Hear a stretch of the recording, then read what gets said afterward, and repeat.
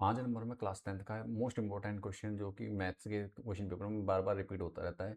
इस क्वेश्चन को देखते हैं और इस क्वेश्चन को सॉल्व करने करते हैं। ठीक है, चलिए बढ़ते हैं आगे। क्वेश्चन पढ़ लीजिए पहले क्या दिया है। क्वेश्चन में दिया गया है हमें बहुपद पी एक्स।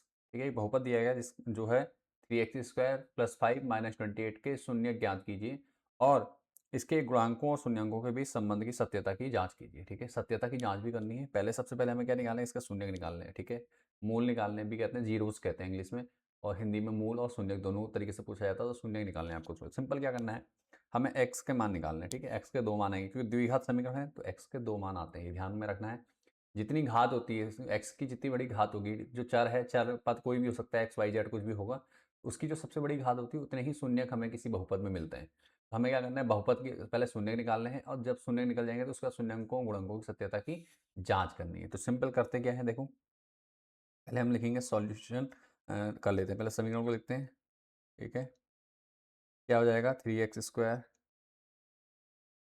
+ 5x - 28 बराबर 0। ऐसे फैक्टर करें कि घटा कर क्या आ जाए, 5 आ जाए। तो 28 का पहले 3 से गुणा कर दो।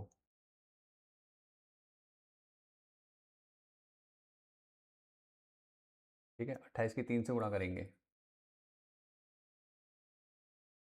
ठीक है, तो गुणा करेंगे। 8 3 24 का 4 हासिल 2 और 3 दूनी 6 2 8 84 होता है। 12 सत्ते 84 होता है। 12 × 7 बराबर 84। और 12 में से 7 अगर घटा दें हम तो 5 आता है हमारा। तो हमारा 12 - 7 वाला फॉर्म यूज हो जाएगा।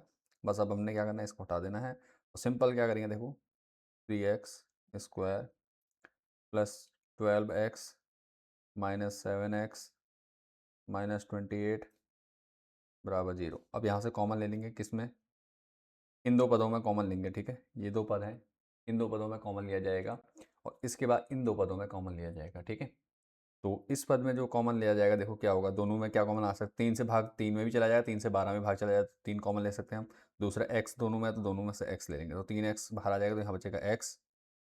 ठीक है, यहाँ सिंपल x बचेगा प्लस 3 से 12 में भाग गया, 3 चक्को 12, तो 4 बचा। x तो हमने बाहर ले लिया, अभी माइनस। अब यहाँ पे 7x और 28 में, -28 में क्या कॉमन ले सकते हैं, 7 से भाग चला जाएगा 28 में भी और 7 में तो जाएगा ही जाएगा, तो 7 कॉमन ले लेंगे। ब्रैकेट के अंदर बचेगा हमारे पास 7x बाहर आ गया माइनस का, तो अंदर का बचेगा x। और माइनस माइनस प्लस होता है और 7 से 28 को भाग देंगे तो क्या आ जाएगा, 7 चक्को 28 बराबर 0। अब देखो हमारे दोनों ब्रैकेट सेम हो गए, हमारे ये वाला ब्रैकेट और ये वाला ब्रैकेट। ठीक है, x + 4 दो ब्रैकेट हमारे पास आ चुके हैं, ये दोनों क्या है, हमारे सेम है। तो अब हमने क्या करना है, इन ब्रैकेट में से, इन दोनों पदों में से, किन दोनों पदों में से, एक पद ये आ गया, एक पद ये आ गया, माइनस के दाएं और बाएं। ठीक है, इस पद को हम क्या करेंगे, कॉमन लेंगे। क्या कॉमन लेंगे, x + 4 लेंगे। अब दूसरे ब्रैकेट में क्या बच जाएगा हमारा, 3x - 7। ठीक है, बराबर 0। ये चीज़ का ध्यान देना है। और एक चीज़ मैं यहाँ पे बोलना भूल गया था, वो भी ध्यान दीजिए। जब ये दो ब्रैकेट सेम आ गए, इसका मतलब हमारा यहाँ तक सॉल्यूशन सही है, हमारे उसमें कोई मिस्टेक नहीं है। अगर यहाँ पे कोई प्लस माइनस या कोई संख्या में चेंज आता है, कोई संख्या ऊपर नीचे आती है, कम ज़्यादा आती, तो इसका मतलब क्या है, हम कहीं पे मिस्टेक कर चुके हैं। ठीक है, ध्यान देने वाली बात है। तो ये हमारा सेम आ गया था, तो हमने ये नया अगला स्टेप हमने बढ़ा कि हमने कॉमन ले लिया दोनों पदों में से। ठीक है, x + 4 को कॉमन लिया, बचा हुआ अगले ब्रैकेट में दिया। अब सिंपल क्या करेंगे यहाँ से, अब इसको, इस ब्रैकेट को, इस वाले ब्रैकेट को बराबर 0 रखेंगे, फिर उसके बाद दूसरी बार इस वाले ब्रैकेट को इसके बराबर रखेंगे 0 के। ठीक है, तो हमने क्या करना है, x + 4 बराबर 0, x + 4 बराबर 0। तो x बराबर यहाँ से कितना आएगा, x बराबर आएगा हमारे यहाँ से -4। ठीक है, पक्षांतरण करा तो यहाँ से x का मान हमारा आ गया -4। इसके बाद देखो क्या करना है, इसको x को थोड़ा सही से लिख देता हूँ। हाँ, दूसरा देखो हमारा क्या था, 3x - 7 बराबर 0। तो -7 इधर जाएगा तो ये हो जाएगा 3x बराबर 7 और x बराबर यहाँ से हमारे पास आएगा 7/3। ये भी हमारा क्या, एक आंसर आ गया। x के दो शून्य हमने निकाल दिए हैं। ठीक है, x के दो मान हमने निकाल दिए हैं और यही हमारा क्या हो गया, आंसर हो गया। अब हमें क्या करनी है, शून्यंकों और गुणांकों के बीच सत्यता की जांच करनी है। ठीक है,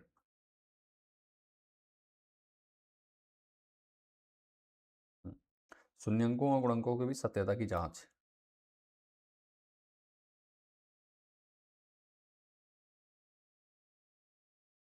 ठीक है, जांच करनी है। ठीक है। तो अब हमने क्या करना है, हमें पहले समीकरण लिख लेंगे एक बार, दोबारा से मैं समीकरण लिख दे रहा हूँ यहाँ पे, ठीक है। 3x² प्लस 5x माइनस 28, ये हमारे पास बहुपदी है।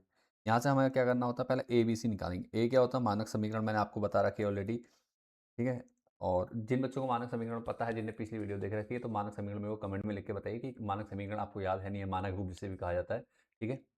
ax² plus bx plus c बराबर 0 जो होता है, इसको आपने क्या ना कमेंट में लिखना है, ठीक है। तो चलिए, इससे क्या होगा, आपका रिवीजन हो जाएगा, साथ में आप मुझे पता चल जाएगा कि हाँ आप इंटरेस्टेड हैं, अच्छे से क्लास ले रहे हैं करके, ठीक है। तो और आपकी प्रैक्टिस बहुत बेटर हो जाएगी उससे।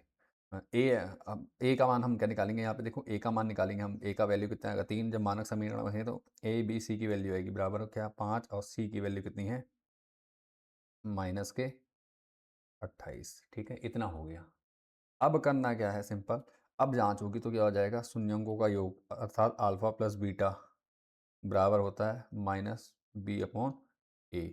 ये सूत्र है, इसका ध्यान रखेंगे, ठीक है। और अल्फा इंटू बीटा बराबर होता है c/a।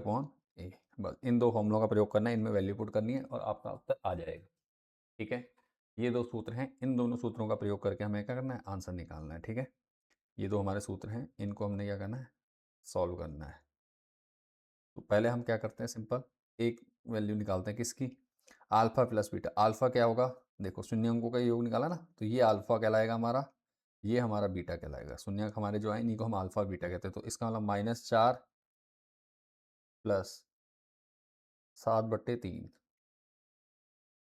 ठीक है, बराबर -b/a। माइनस बी की वैल्यू कितनी है, माइनस तो फॉर्मूले का हो गया, ठीक है। ये क्वेश्चन में जो फॉर्मूले का माइनस है, इसका ध्यान जरूर रखना।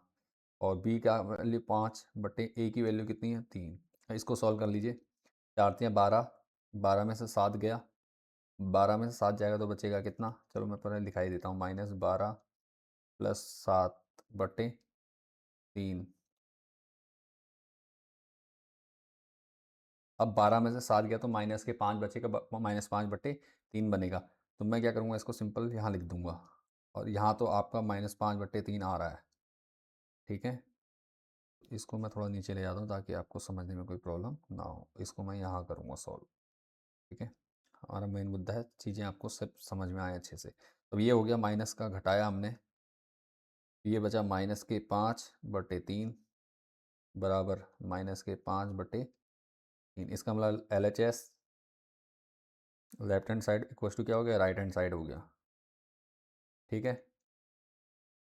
ये इक्वल आ गया, इसका मतलब हमारा आंसर क्या है, यहाँ तक जांच सही हो गई। एक तो हमने सही कर दिया, ठीक है, एक हमने बिल्कुल सही कर दिया, ठीक है ना, ये हमारा ओके हो गया। अब हमने क्या करना है, 1 मिनट, सॉरी, हाँ। अब हमने करना है दूसरे वाले को।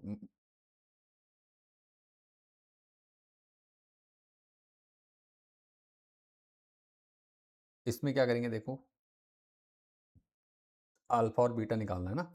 Alpha alpha into beta c/a। तो अल्फा की वैल्यू कितनी है, देखो जो सूत्र है मैं इनको ब्रैकेट में ले रहा हूँ ताकि आपको कोई प्रॉब्लम ना लगे, ठीक है।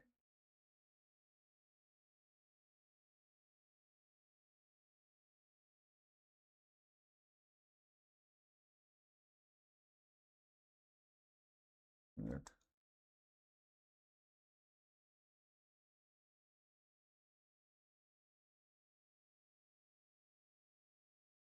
ब्रैकेट ये हो गया, ठीक है, ये भी एक ब्रैकेट है।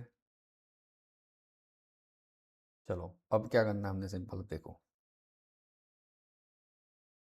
अल्फा बीटा की वैल्यू, अल्फा कितना था हमारा -4, गुणा बीटा कितना था हमारा 7/3, बराबर सी की वैल्यू कितनी है, -28, अपॉन ए की वैल्यू हमारी कितनी आई है, 3।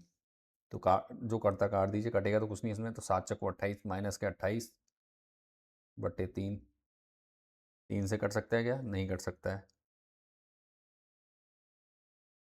ठीक है। तो बराबर क्या हो जाएगा, -28/3, दोनों तरफ आ गया सेम,